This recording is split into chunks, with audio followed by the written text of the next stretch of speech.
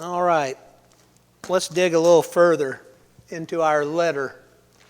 Anybody remember the name of the church? Pergamum. It's a distinctive name in a really interesting place. And if you ever just get online and start kind of digging around about ancient Pergamum, it's a very interesting place. A lot to it. And I'll mention this as well. Well, I may save this for next time when my mom's here. She would like this. I brought my grandfather's old sermon notes, a little notebook he had where he typed out all his outlines and everything.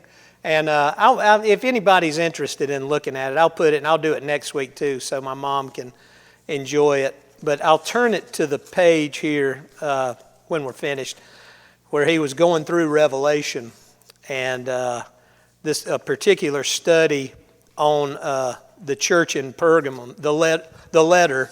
He went through all the letters, and this one he called Lord's Letter to Perilous Pergamos. And it appears from his little notation that he typed out that he preached this at the evening service. I haven't double checked to see if it was a Sunday, but from what I've seen, it says PM 5/17/61. So, how long ago was 1961? 64 years. In May, I guess right here, because this building would have been built. And so, isn't that just wild to think about? 64 years ago, he stood right there on a Sunday evening and preached about this letter to the church in Pergamum. 5/17.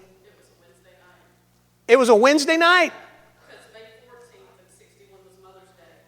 So it would have been Wednesday night. It was a Wednesday night, even better. Isn't that wild? That's wild to think about, man. And I'll tell you, as I was preparing my outline, and then I would read his, and it led me to more things. He'd come up with way more. And even that whole thing about Mark Antony taking the library of Pergamum to Cleopatra.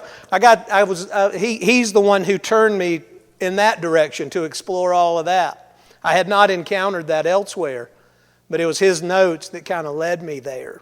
And what a rich discussion we had about that last week. And so, anyway, I'll put this down here if you're interested. So anyway, isn't it amazing how God works? I mean, in spite of me and all my failures and problems, and He can still do things. It's like I preached on Sunday. The Lord has the power and the authority to reach in and change people's hearts and direct their wills. I know He's done that with me. Because if left to my own will and my own traitorous heart, I don't want to think about where I would be. But it's Him and His touch. And so, praise the Lord. Let's jump back in. The letter to the church in Pergamum. Let's read it real quick. Familiarize ourselves again. We just started last week. So, Revelation chapter 2, verses 12 through 17. To the angel of the church in Pergamum write, "These are the words of him who has the sharp, double-edged sword. I know where you live, where Satan has his throne, yet you remain true to my name. You did not renounce your faith in me, not even in the days of Antipas, my faithful witness, who was put to death in your city, where Satan lives. Nevertheless, I have a few things against you. There are some among you who hold to the teaching of Balaam, who taught Balak to entice the Israelites to sin so that they ate food sacrificed to idols and committed sexual immorality. Likewise, you also have those who hold to the teaching of the Nicolaitans. Repent, therefore, Otherwise, I will soon come to you and will fight against them with the sword of my mouth. Whoever has ears, let them hear what the Spirit says to the churches. To the one who is victorious, I will give some of the hidden manna. I will also give that person a white stone with a new name written on it, known only to the one who receives it. That's an interesting letter. That's got a lot of interesting references in there. And we'll try to dig on each one. But now we're laying our context by talking about, what Pergamum was like. I think it's instructive for us to talk about these cities so that we know the context in which the letter was written. What were these people dealing with? What were they struggling with? Let's keep going. Last time we had talked about the cultural features of Pergamum, and that they were similar to what we had said about Ephesus and Smyrna, that there's a lot of culture going on. They were cosmopolitan places. They were places where there was trade and commerce, which meant that there was money, there was people, and there was sin. That seems to be the pattern to this day, right? I mean, that just seems to be the way it is. You think about places like Los Angeles and New York and Greenville, right? Where there's lots of people and lots of money, there tends to be a lot of sin too. So that's what was going on in Pergamum. We talked last time about the amphitheater and the library and the invention of parchment. Let's go down now under city of Pergamum there, letter E, number 3, emperor worship. Now we've heard that before, right? We talked about that in our study of Smyrna. And do you remember what that refers to? Emperor worship, what they called the imperial cult. It's pretty self-explanatory, the term emperor worship. It's basically making a deity, deifying the Roman emperor, treating him like a god, and demanding, godlike respect and tribute and devotion to the emperor. In the Roman Empire, it was a way of keeping people in line. No matter where they were and what their little local customs were for religions or worship or this kind of thing or that kind of thing, there was one thing that throughout the empire, no matter where it was, no matter what the locals believed, they were going to be forced to believe this, or at least to practice this, and that is worshiping the emperor, treating him like a god on earth. That's what this means. You had these different cults of different gods, Greek gods and Roman gods. Well, this was the imperial cult, the cult of the emperor. And so Pergamum I've seen it called the Asian headquarters of the imperial cult. So in this section of modern day Turkey, the section we're talking about, Pergamum was a big center of emperor worship. The first temple of the imperial cult was built there and dedicated to the Emperor Augustus. And it's true to say from what I've studied and what experts say is that, the worship of Rome colored the life of this entire city. It was a common thread throughout life in Pergamum, as it was throughout other parts of the empire. We said that about Smyrna as well. I mean, this was a common thread of life in the empire at this time, was emperor worship. It was something you had to deal with, or else. It was a way the Romans could keep everybody in line. It was standard throughout the empire. So when we look at life in these ancient cities and what religious life was like, what daily life was like, what was religious life about? Well, there was this emperor worship, which was really a political tool of the Roman Empire. And then there was also run-of-the-mill pagan worship, just worshiping other kinds of more traditional false gods that didn't come from, it wasn't based on the emperor, but it came out of mythology and those ancient beliefs.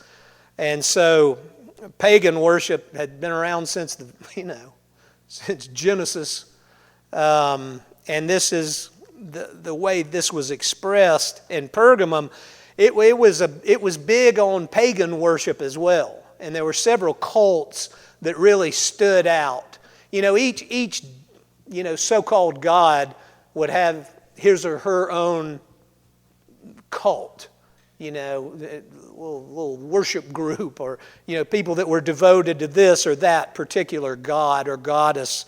And Pergamum was really known for three big ones there that there's still, that archaeologists and historians have found evidence of. One was Zeus, the king of the Greek gods.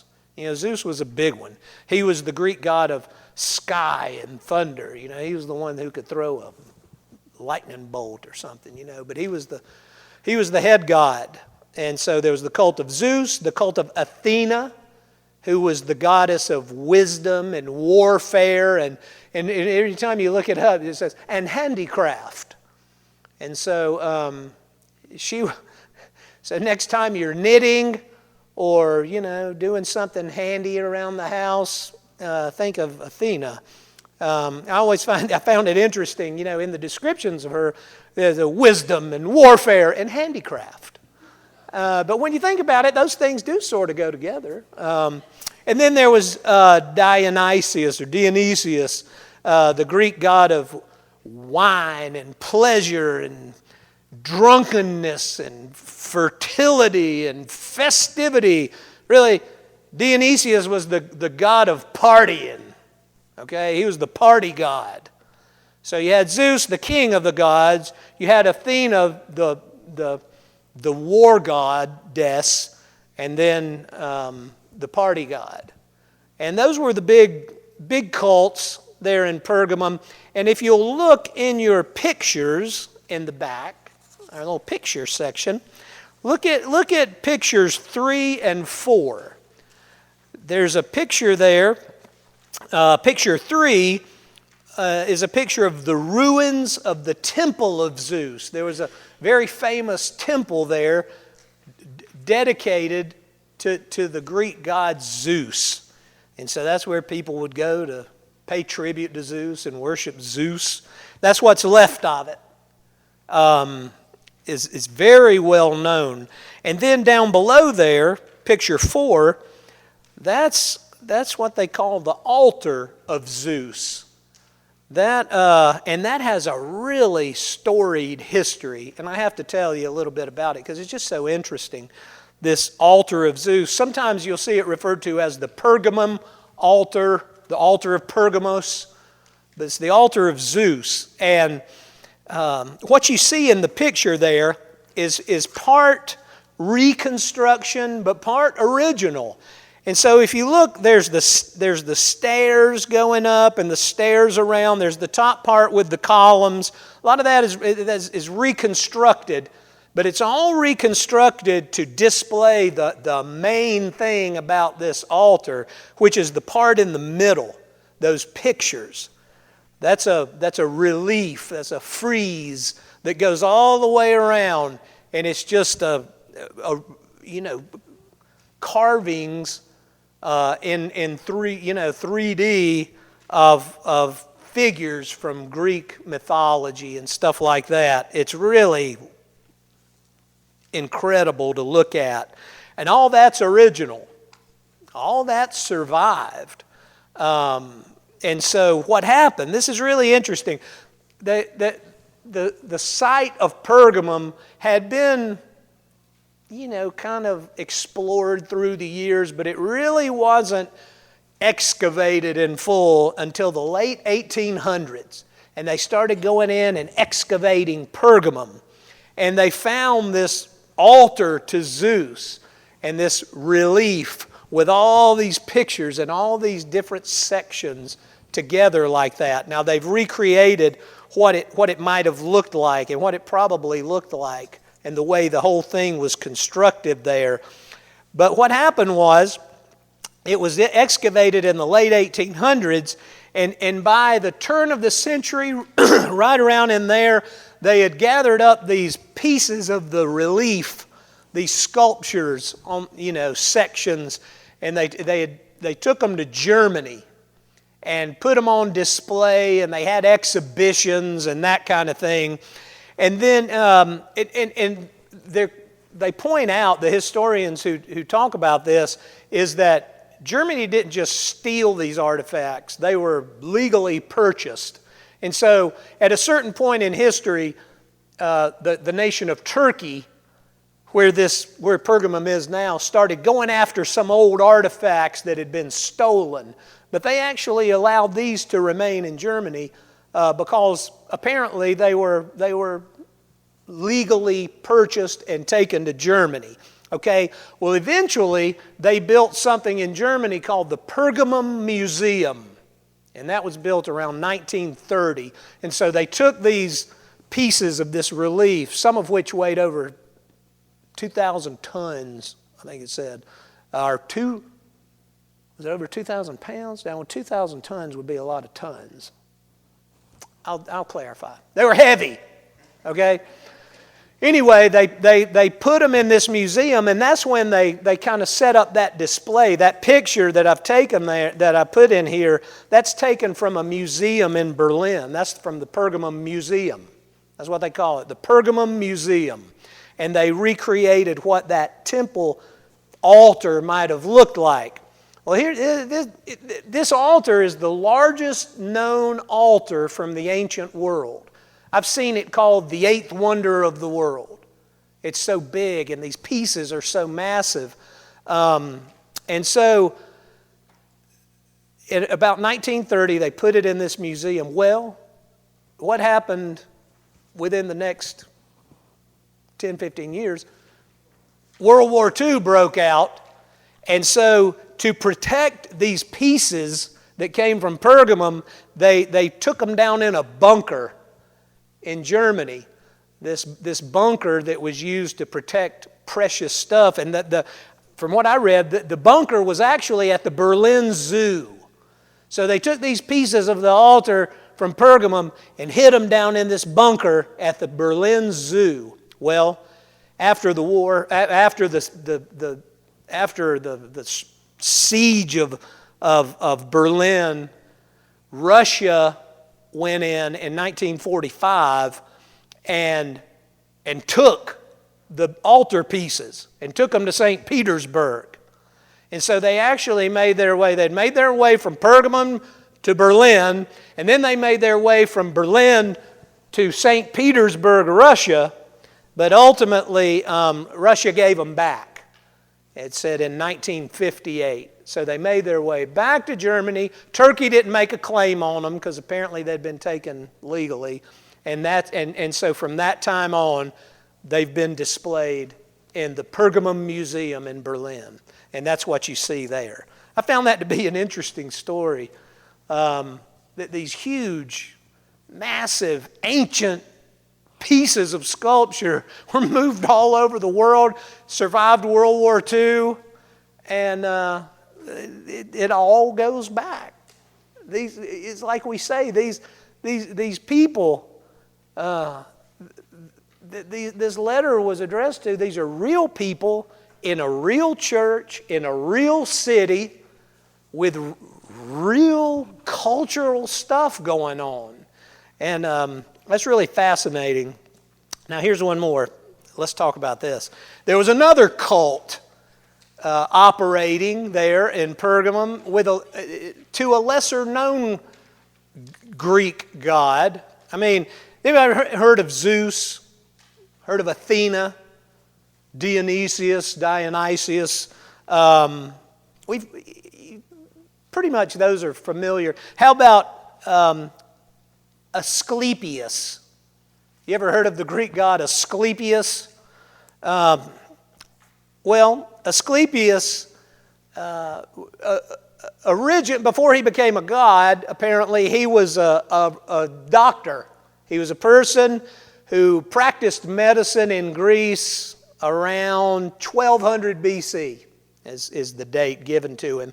He's mentioned in Homer's Iliad, and the legend goes that Asclepius was brought back to life by the god Zeus, and that Asclepius even had the power to come back to life. That's the legend that grew around him, and apparently he was a great healer and had the power to heal and even the power to resurrect, so the legend goes. So eventually, he himself became a god, and people came to consider Asclepius a Greek god, the Greek god of healing and medicine.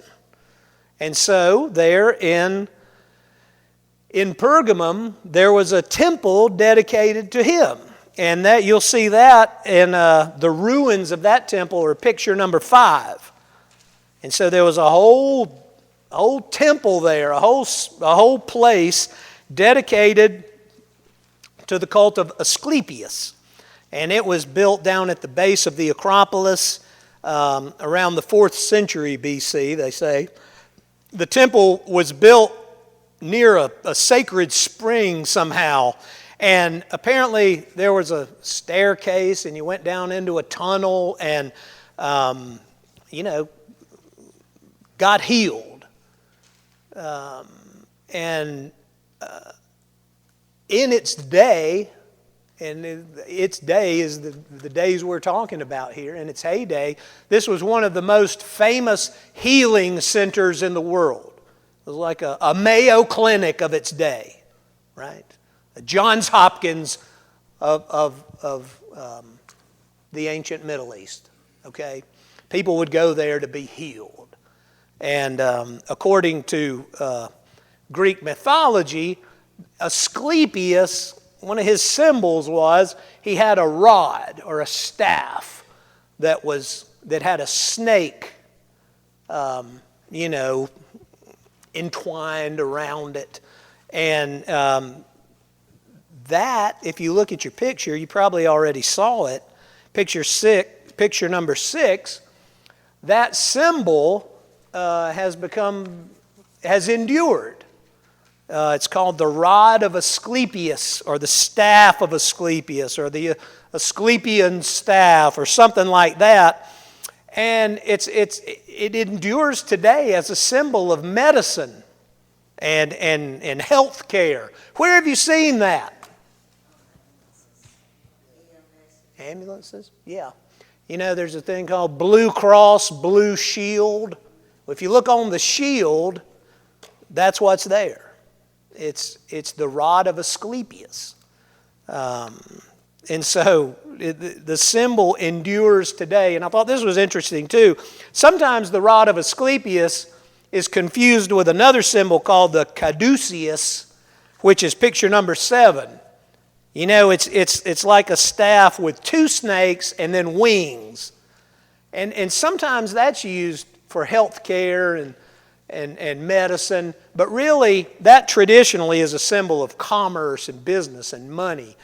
It's the rod of Asclepius that's the one for medicine. Just think Blue Cross Blue Shield. And I won't go into a diatribe about insurance and health care and how broken our system is. I've done that enough.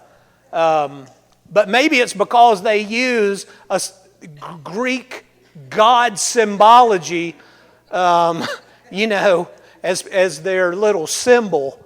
Well, they do say Blue Cross, but anyway, I won't go into all that. But I thought that was interesting. And here's another little nugget. Apparently this healing center, the Temple of Asclepius, there was a dark part, and you'd go there, and you'd go down in this kind of in a little tunnel and dark. They had baths and pools and stuff, but you go down in a dark tunnel type part and sleep and try to go to sleep, and then you'd wake up and reveal what your dreams were. And so the priests or the so-called doctors or whoever, the physicians on hand, would talk to you about that and try to dial in your healing procedure. Now, what does that kind of sound like? Sleep studies. It sounds like modern psychiatry, that kind of thing, or some kind of Freudian thing. And actually, there are people who say the Temple of Asclepius was, in one way, the world's first psychiatric hospital. Because there was they focused on physical healing, but also the mental aspect of it, and people's dreams, and how what was going on in here affected what's going on with the rest of your body, which is kind of interesting to think about. So that was a big deal in Pergamum as well. And so all these temples and cults and this worship of the emperor, the worship of these pagan gods, they all colored the life there in Pergamum. And the reason we study this is, number one, it's very interesting. I mean, these are details that speak to the lives of people to whom these letters were addressed. And we do it so that we can get a feel for the cultural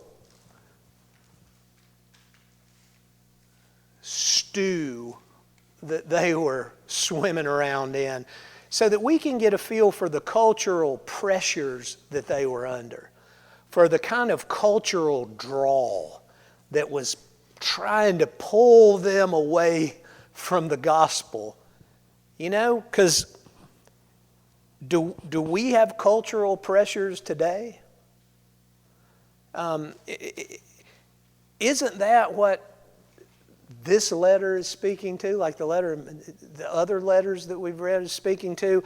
It's Jesus encouraging his people to stay true and stay faithful, even as the culture around them tries to pull them away, either by enticement or by force, or both, It's just kind of important it is for us to keep our eyes fixed on Jesus, because we laugh at these pagans, and each group had their own false god that they followed.